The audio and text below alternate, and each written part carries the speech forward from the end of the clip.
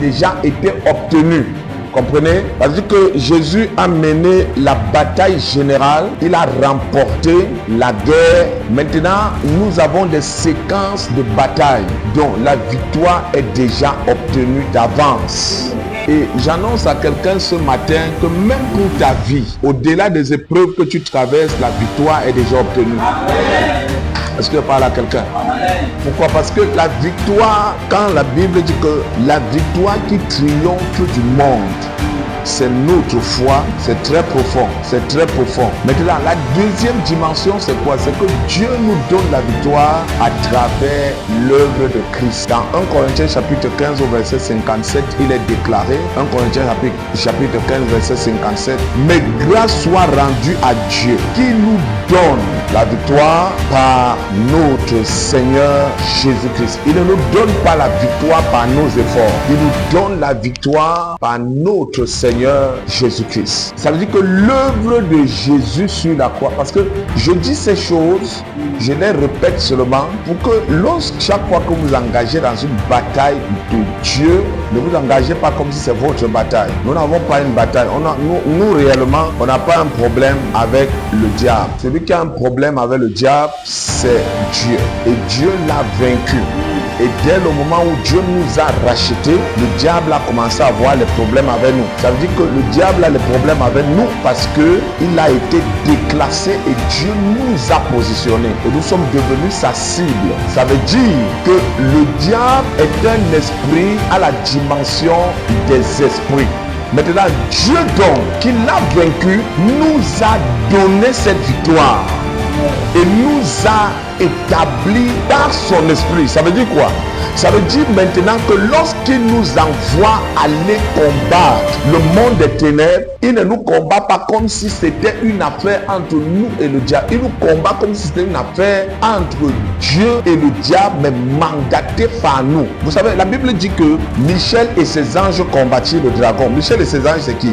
Michel et ses anges, Michel et ses anges ne sont pas d'un autre royaume, mais le diable et ses anges combattirent et ne fut pas trouvé le plus fort. Et c'est pour ça qu'à un moment donné, il a été vaincu. Pourquoi? Parce que Dieu a donné le titus à Michael et ses anges de combattre le dragon. Il combat le dragon avec quoi? Avec la puissance de Dieu. Vous voyez la nuance? Ce n'est pas comme un combat isolé. On n'est pas en train d'aller vers. Les âmes qu'on gagne ce soir ne sont pas nos âmes. C'est les âmes de Dieu. Par conséquent, Dieu te met dans toutes les conditions pour les gagner. Et je peux rassurer par expérience, par tout ce que nous connaissons et parce que vous-même vous connaissez, c'est que ce soir, il y aura la victoire. Amen. Il y aura la victoire parce que c'est une bataille qui est dans le plan parfait de Dieu. Il y aura la victoire parce que c'est une bataille que Dieu lui-même sponsorise. Il y aura la victoire parce que les anges de Dieu vont s'engager. Il y aura la victoire parce que l'armée céleste sera engagée. Il y aura la victoire parce que Dieu lui-même va assister à cette bataille.